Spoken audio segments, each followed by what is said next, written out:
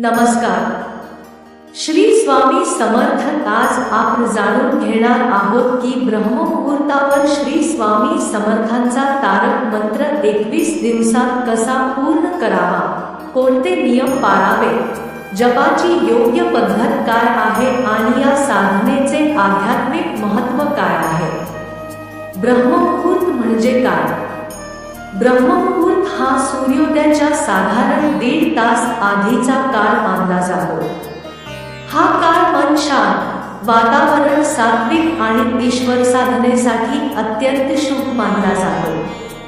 साधना सुरू करण्यापूर्वी सकाळी ब्रह्ममुहूर्तात उठावे.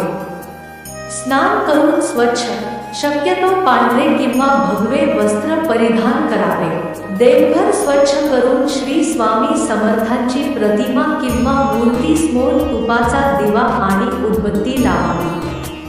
शांत मनाने संकल्प करावा, मी पुढील 21 दिवस अखंड श्रद्धा आणि भक्तीने श्री स्वामी समर्थांचा तारक मंत्र जप करणार आहे.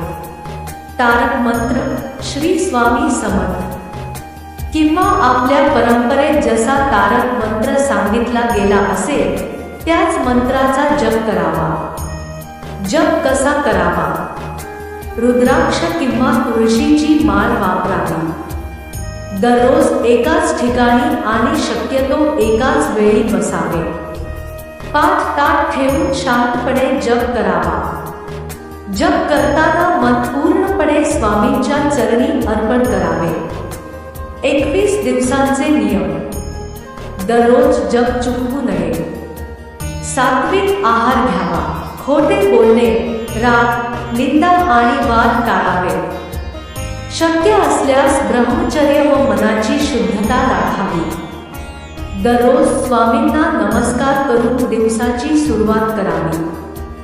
जपानंतर स्वामींना नैवेद्य दाखवावा. आरती करावी. सर्वांच्या कल्याणासाठी प्रार्थना करावी. श्री स्वामी समर्थाचा 3 वेळा जयघोष करावा.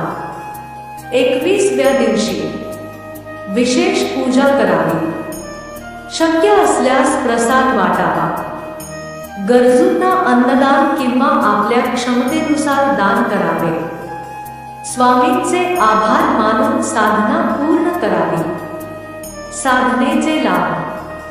श्रद्धा आणि नियमिततेने ही साधना केल्यास मनःशांती, आत्मविश्वास, सकारात्मक विचार आणि ईश्वर भक्ती वाढण्यास मदत होते.